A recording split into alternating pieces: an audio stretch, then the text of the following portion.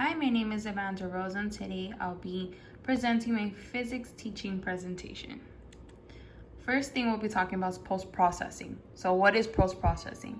It is a digital image processing. It's the ability to create an image with the appropriate amount of brightness regardless of the exposure to the actual IR. What does the brightness determine? It's the balance of light and dark shades in display of the image. Then you have your contrast, which determines how many gray levels are displayed, and the density determines the intensity.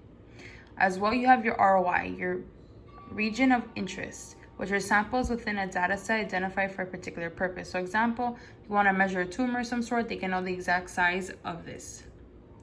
You have your electronic cropping or masking, which is your improper electronic collimation can both hide diagnostic useful details, or as well, it can create a risk conceding systematic overexposure of patients due to poor collimation. So it's always important to collimate.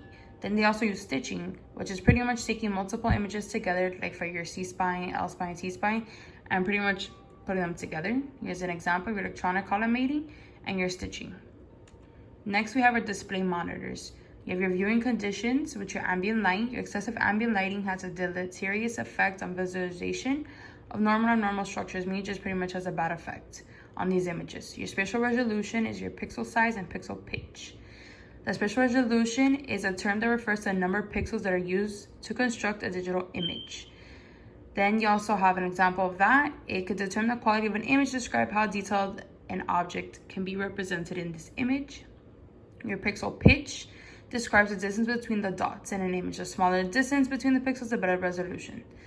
As well, as I said before, your brightness is very important for your image. It creates the image appropriate amount of brightness regardless of your exposure. Your contrast, as said before as well. It's the same thing. You have your high contrast, you have your low contrast. Your low contrast is black to gray. Your high contrast is your black to white. Here's your example here. On the bottom, you have your low spatial resolution, meaning that they're further apart. That's why the image is not so clear. You have your low contrast on the right-hand side, and then the first image is the main image here. It's most important. You have your imaging informatics. You have DICOM, which is used worldwide to store and exchange and transmit all these medical images. You have PACS, which is your picture archiving communication system that provides economical storage and convenient access images from multiple modalities. Pretty much everybody can access PACS. You have your RIS modality work list, your radiology information system, eliminating dual data entry and providing data integrity. You also have your HIS, which is your hospital information system. It improves efficiency and effectiveness of patient care. It stores and manages and captures information related to the health activities of the patients. Then you have your EMR or EHR, pretty much the same thing, your electronic medical record software, your electronic health record. It runs through a wide range of disease and diagnostic imaging. So this stores medical records for diagnostic images using specially designed software. Physicians and other medical professionals can store anything that they need on here, their history, their lab reports, and all the above. This is just showing a diagram of how it works. The patient comes in, they get their HIS, then they go from patient arrives for their testing. Then it shows your DICOM, which is showing the DICOM is connected to the modality of use. Then all that's going to be sent to PACS. So PACS is pretty much your server that's keeping everything, and DICOM is the modality used for the actual machine. Then you have your criteria for image evaluation. You have your exposure indicator, which is the numeric value of exposure indicator. It's displayed on processed digital image and indicates the level of X-ray exposure. Pretty much then also you have your quantum noise or model noise is a result of inefficient number of photons reaching the image plate due to an error in the preset exposure, which is your MAS or your KVP. That pretty much you're exposing the detector in the absence of an object will result in a grainy image. So it wouldn't look uniform or your grayscale.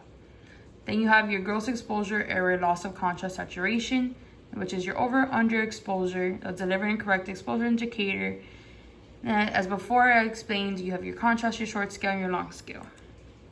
This is here just showing you on your left side is your short scale and your right side is your long scale. Then we have your spatial resolution, which is also your blur. This is also pretty much just talking about the duration of your photos. Your OID and SAD are very important. The further the image is away, the more ID is caused, and the greater magnification is going to cause on your size or shape of your image. Most important things you need in your images are your identification markers, your left and right, very important. This is to determine the side of the patient's body, as well as some of them might have dates and procedures written on their patient names. Image artifacts, super important. Clothing, necklaces, tubes, all the above. Very important. As you can see, necklace, I feel like that's like number one thing. And also as well, you have your radiation fog. Refers to the darkening of images by sources other than the radiation of primary beam.